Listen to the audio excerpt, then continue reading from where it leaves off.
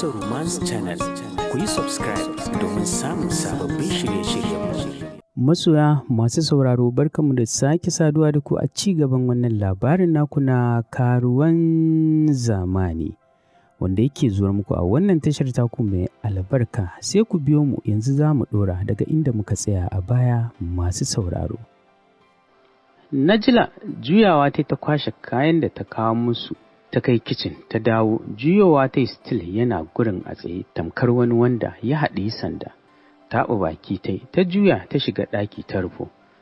Ta bar sa tsaye yana tufka da warwara maganar da suka yi da Hisham, ita yake tunowa yana nazari a kanta. Yana kuma hango wutar da take gabansa, a hankali ya furta ummi.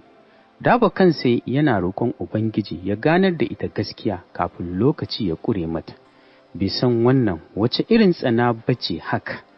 Ajiyar zuciya ya sauke ya haura samansa. Yola ɗan buzu estate. Kyakkyawar tsohuwa ce zaune a kan kafet, gabanta kayan ciye-ciye ne kala-kala. Duk da tsohuwa ce, hakan bai hana a gane ita ɗin buzuwa bace ta usul. Gefenta wasu 'yan mata ne zaune suna duba atamfofi, kowace na faɗar ra'ayinta. Da alama jikokinta ne don ba a ce 'ya'yanta ne ba. Gefe bangon da yake kallon dining room, katon foton Jawad tare da wani farin tsoho ya rungume shi. Jawad da kayan lauya a jikinsa, hannunsa rike da wata farar takarda. Kallo ɗaya za ka yi mai ka fahimci su dukkansu suna cikin zallar farin ciki. An yi wa frame ɗin ado da ruwan gold, hakan ya ƙara ƙawata farin fentin. Hannun dama kuma na cikin dining room ɗin, katon picture ɗin Jawan ne da wannan tsohuwar, sai tsohon nan ya ja mai kunne daga gani shi ɗin ɗan gaban goshi ne. Kallo ɗaya za ka yi wa hamshakin falon kasancewa ita ɗin tsohuwar gata ce. Da ta gaji da wannan uban musun da suke yi ta ce, ku dai Allah ya yi muku ruwan ido, wallahi ni ina tsohuwa ma bana wannan abu, da ni nake yi cewa za ku yi rikicin tsufa ne. Kun ga waccan za ta yi muku kyau, mai adon bulu ɗin nan ba fari da baki ba, duk za ta yi wa mutum kyau, tunda wannan anko ɗin ba iya gidan nan za a yi ba. Aliyu ma ya ce ku yi maza ku zaɓa, wannan samfur ne sai a yi ta da yawa a raba wa 'yan uwa da abokan arziki. Wata ce a cikinsu ta ɗaga wacce Anni ke nuna musu ta ce, Anni, amma ba zai saka a rubuta suna ba ko? Anni ta ce, Basma ina zan sani. Gaskiya Anni, ki ce kar a saka mana suna, wallahi mu mun fi santa a haka, kuma Allah kin faɗi gaskiya, wannan ba wanda ba za ta yi wa kyau ba, cewar Unaisa. Allah ya kyauta, wannan kuma shi ya sani. Dan Allah Anni, ki kira shi ki ce kar a saka suna.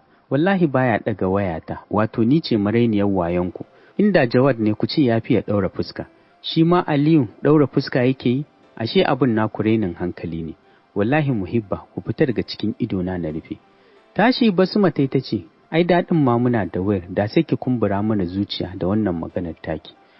Wallahi bara Sharif ya zo, ya yi mun tsakani da ku, ko da yake Allah ya kawo yaron kirki Jawad, wallahi shi ne maganinku. Shi ma Sharif ɗin ai kun raina shi, ba kwa kallonsa da gashi. Dariya dukkansu suka saka suna sai Anni.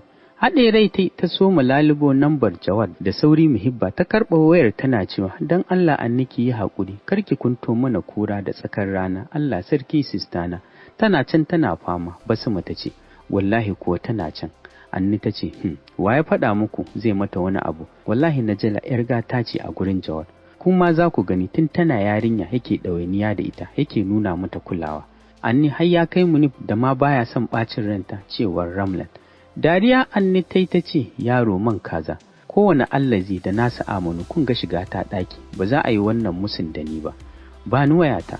Mika mata suka bi ta da kallo suna mamakin abinda Anni ta ce, sai kuma suka ci gaba da sabgar su cikin nutsuwa. Taraba State, Jalingo.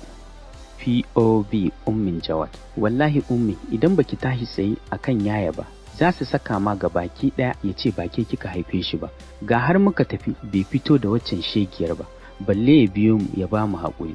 Karkaɗa ƙafa ta shiga yi ranta duk a ɓace, ta buɗe baki za ta yi magana ta ji sallamar Samha, da sauri ta jiyo ita da Altab ne. Yana riƙe da kayanta, ga jakarta ya riƙe a hannunsa, yawa wani yaronta.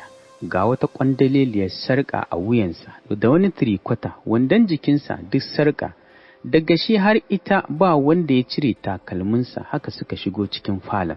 Sakar baki tai tana mamakin rashin kunya Altaf. Allah mai iko. Zama Samha tai tace, "Sannunku." Ta faɗa tana ɗauke kai, haɗi da sakin kwai tana latsa wayarta. Shi kuwa Zakara sarkin neman suna yana rike da jakar da ya saba a hammata yace, "A ummi, baki ji tana gaishe da ke ba?" Tabbas idan ba ta yi da gaske ba, bakin cikin Jawad Altaf yana neman kashe ta, kwananta bai kare ba. Su biyu ne mazanta, kamata ya a ce ta ji daɗinsu, sun faranta mata, sun mai da ita 'yar gata abin kwatanci. Amma gashi nan suna neman halaka ta, kwananta bai kare ba. Me ake da auren 'yar tasha?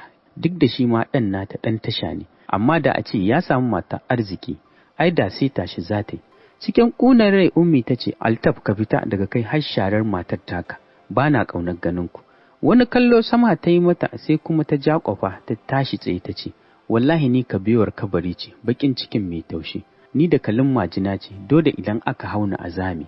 Amma wallahi ya san halin ka bai yi ba, kana gani take faɗa wa mahaifiyar mu baƙaƙen maganganu, ki saurara min tunda na zo gurin nan ban saka da ke ba, balle ki ɗauki kaso, kuma sannan kina ina lokacin da momi ta zo gidan nan ta ci mata mutunci, amma duk da haka ina kallanta a matsayin uwa. Wannan faɗansu ne su ta shafa ba mu ba, ko ba haka ba honi?" Ta ƙarashe magana tana yi wa Altab wani irin kallo irin na gogaggun 'yan bariki. Altab da ta kusan kunce mai kai ya ce, "Kyale ta, so take na yi ƙasa-ƙasa da ita, zo mu fita, idan ta huce ma dawo, ke afi nan ki dinga tofa mata falaki da nasi, uku a ruwa tana sha, sai ayatul kursiyu maganin shedanu, domin daga gani ummi ta samu shafar aljanu." Jiri ne ya fara ɗibanta ta dafa bango da kujera, zuciyarta na tsananin bugu. Ita yau ɗan da ta haifa yake faɗawa tana da aljanu a gaban matarsa. Tabbas ba ta yi lalacewar da haka za ta faru a kanta ba. Wallahi sai ta nuna Samha ɗin mahaifiyar Altaf ce ita, kuma ba a sauya wa tuwo suna. Har suka fita ba ta ɗauke idanunta ba a kan ƙofa. Cijin lips ɗinta ta fara tafiya dafa da ƙirjinta. Abu nan bin bayanta ta yi har ta shiga ɗaki, maganinta ta ɓallo mata da ruwa ta bata. Ta sha, bacci ne ya ɗauke ta, ta gyara mata kwanciya, ta rufo mata ɗaki ta fito.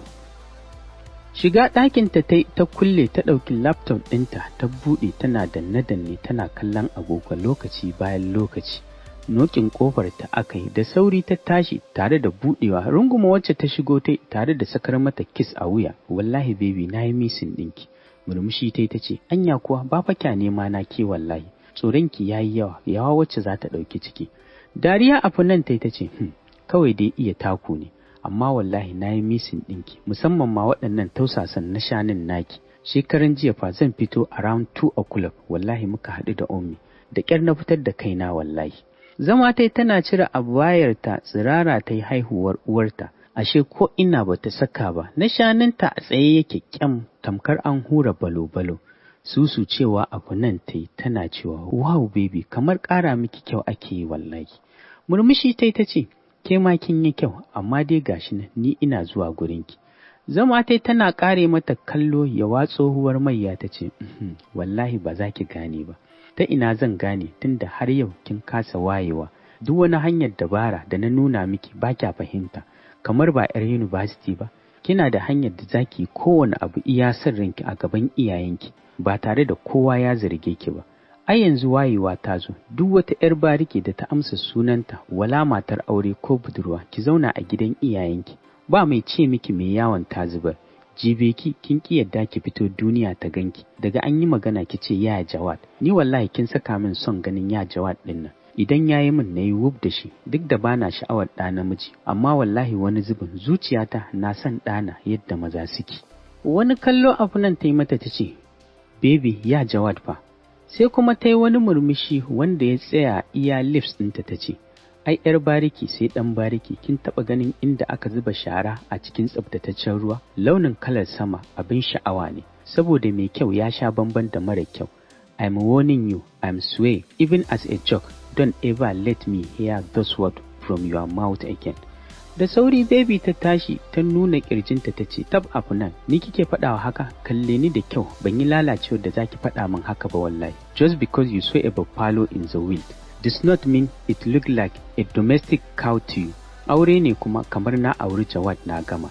In ya so ki mutu da bakin ciki." Mai da kayanta ta ɗauki jakarta ta fice, ta bar afu nan da sakakken baki. Cikin tsananin bakin ciki haka take taka staircase har ta sauko da sauri ta juyo sakamakon frame ɗin da ta gani cikin mamaki ta isa kusa da katon picture ɗin cikin tsantsar mamaki da ƙyar take iya motsa labbanta ta ce, Alhaji Ali baban lakwara. Cire hannunta ta daga kan picture ɗin to menene alaƙarsa da Jawad tabbas akwai lauje cikin naɗi, amma ko ma menene tabbas za ta yi ramuwar gayya ne. Don wallahi sai ya ɗanɗana abin da ya fi wanda mahaifinta ya ɗanɗana azzalumi macuci.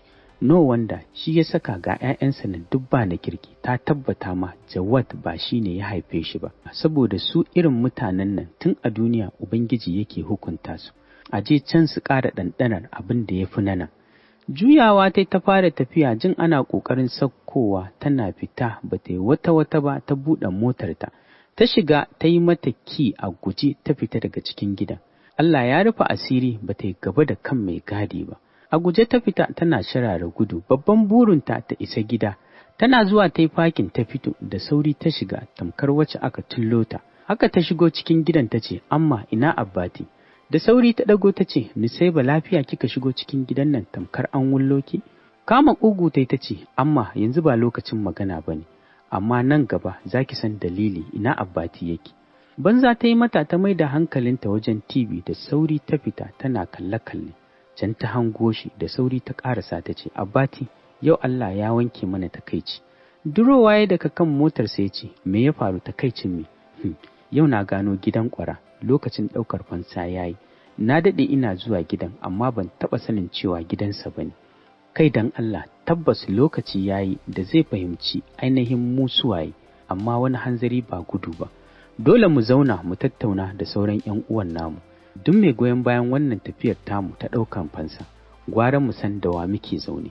Abbati ya ce, Kai lalle ma har sai mun tsaya wata shela, duk ɗan takazar uban da bai bi mu ba, billahi lazi mu raba jiha da shi. Ai wannan mutumin ido na idansa sai na shaƙe shege ya mutu kowa ya huta. Domin barin irin su ƙwara a doron duniya barazana ne ga rayuwar al'umma. Yes wallahi haka ne, ka shigo cikin gida, ta faɗa tana juyawa bata jira mai zai ce ba. Shi ma komawa ya zauna ya ci gaba da danna wayarsa. Abuja, TJ kenan, Jawahir ta yi nisa, ba za ta ji kira ba. Lalle ba za ta fahimci me muke so mu fahimtar da ita ba. Ni wallahi ban san ma ta yi tafiya ba. Sai da na dawo daga gida, da yake momi ba ta da lafiya jikinta ya yi tsamari, shine na samu labarin ta yi tafiya. Ɗora ƙafa ɗaya kan ɗaya ya sha shisha tare da fesar da hayaki ya ce, Gaskiya Jawahir 'yar akuya ce, amma Berisun zan yi maganinta. Ni za ta ci amana ta har ta tafi wata ƙasa da wani namijin, wallahi idan ta cikan ciki sai na fasa kwan kowa ya shaƙi warinsa.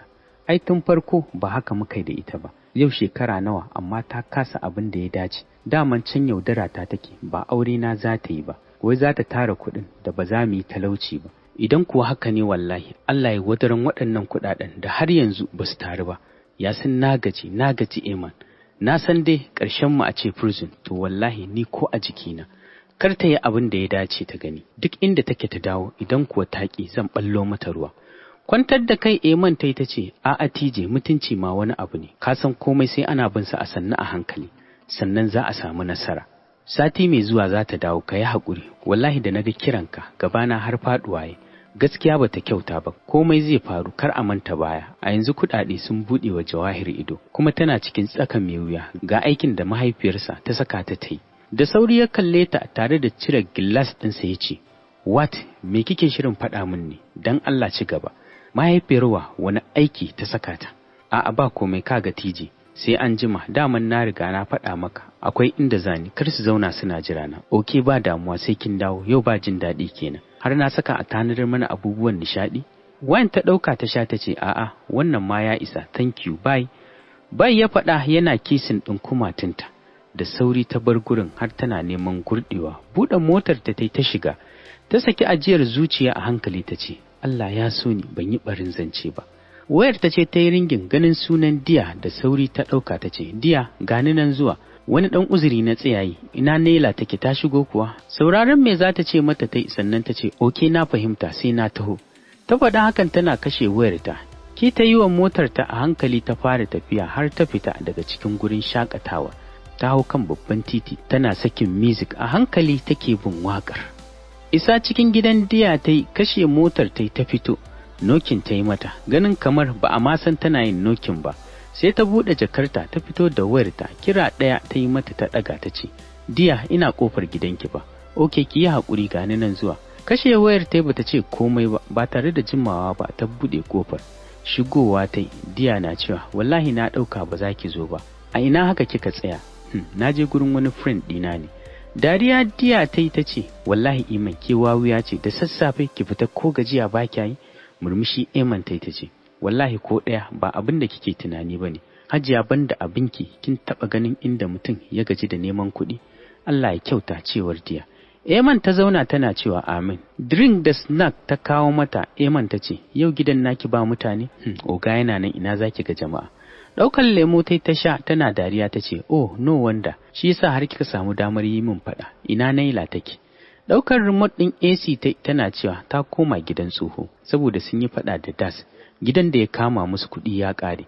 Da sauri Eman ta ajiye kofin hannunta ta ce, inna lillahi wa inna ilaihi rajiun. Haba dai, me ya ce mata, amma dai bai mata tijara ba ko? Ita duk shekarun da ta yi tana bariki, ta rasa kuɗin da za ta siyi gida tana tsakiyar Abuja, ta koma local area, kash, gaskiya wayanta ya zama na banza. Murmushi ta ce, kin san ita ba wai tana yin wannan harkar ba ne saboda kuɗi. Ta tsaya ne a iya Das, ƙarshe ya ci amanarta. Gyara zama Iman ta ce, kutumar ubancan lallai Nela ba ta da hankali, kan bala'i. Duk yadda take da kyau haka, kash, kin san tun ranar da muka haɗa gidanki na ji yarinyar ta yi min komai, ya ji big lady ce, amma ta tsaya kanta ya shiga cikin tukunya haka. Tashi Diya ta ce, wallahi kuwa, amma ai yanzu ta ɗauki izina. Eman kallanta ta shafa flat Tommy ɗinta ta ce, wai ba abin da zan ɗan rage gajiya ta ne ko yana ciki ne? A'a baya nan, ya tafi ƙauyensu, amma ba zai jima ba, gaskiya na san nan da ƙarfe 10 ya dawo. A muna da lokacin rakashewa kice. Ta faɗa tana tashi, shiga cikin bedroom suka yi zama ta yi a kan gadonta. Hira suka fara kafin zancen nasu ya canza salo. Allah ka tsare mana imaninmu, ka raba mu da sharrin shaiɗan. Allah ya shirya mana zuri'a. To masu sauraro, zan dakata a nan a cikin wannan labarin naku na karuwan zamani wanda Yasmin ta wallafa.